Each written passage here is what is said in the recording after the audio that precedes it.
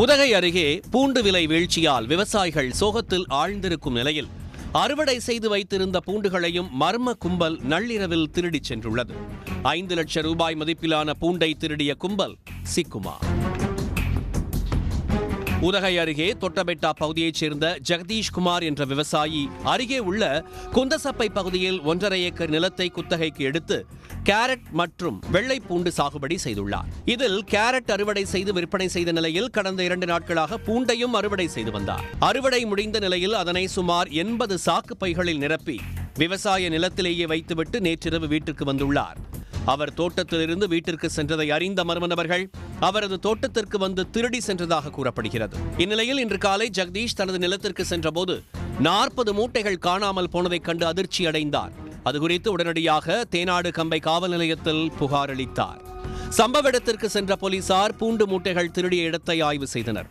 அதனைத் தொடர்ந்து குழுக்களாக பிரிந்து சுற்றுவட்டார பகுதிகளில் பூண்டு திருட்டு சம்பவம் குறித்து தீவிர விசாரணை மேற்கொண்டு வருகின்றனர். அந்த பகுதியில் உள்ள முக்கிய சாலைகளில் சென்ற வாகனங்கள் குறித்தும் சிசிடிவி கேமராக்களில் பதிவான வீடியோக்களையும் சேகரித்து ஆய்வு செய்து வருகிறார்கள். திருடப்பட்ட வெள்ளைப்பூண்டின் மதிப்பு சுமார் 5 லட்சம் ரூபாய் இருக்கும் என பாதிக்கப்பட்ட விவசாயி தெரிவித்திருக்கும் நிலையில் கடந்த சில மாதங்களாகவே விவசாயிகள் அறுவடை செய்து மூட்டைகளில் நிரப்பி வைக்கும் மலை காய்கறிகள் மாயமாகி வந்த நிலையில் தற்போது பெரிய அளவில் திருட்டு சம்பவம் நடைபெற்றுள்ளதாக விவசாயிகள் தெரிவிக்கின்றனர். முன்னாடி இந்த மாதிரி நான் கேள்விப்பட்டதில்லை. 5 மூட்டை 10 மூட்டை என்று போயிருக்குன்னு சொல்லியிருக்காங்க. ஆனால் 40 மூட்டை மொத்தமாக அடிச்சுட்டு போவாங்கன்னு எனக்கு தெரியாது. இதுதான் ஃபஸ்ட் டைமு. ரொம்ப கிட்டத்தட்ட ஒரு இதுக்கே ஒரு 10 லட்சம் ரூபா நான் கடன் வாங்கி தான் செஞ்சுருக்கேன். இப்போது விலையும் கம்மி, எனக்கு இந்த பொருளும் போச்சு. இப்போ என்ன பண்ணுறதுன்னு தெரியல. நீலகிரி மாவட்டத்தில் அறுவடை செய்யப்படும் வெள்ளைப்பூண்டு மேட்டுப்பாளையத்திற்கு கொண்டு செல்லப்பட்டு விற்பனை செய்யப்படும் நிலையில் நேற்று மேட்டுப்பாளையம் வெள்ளைப்பூண்டு மண்டியில் 1 கிலோ அதிகபட்சமாக 150 ரூபாய் வரை ஏலம் போனது.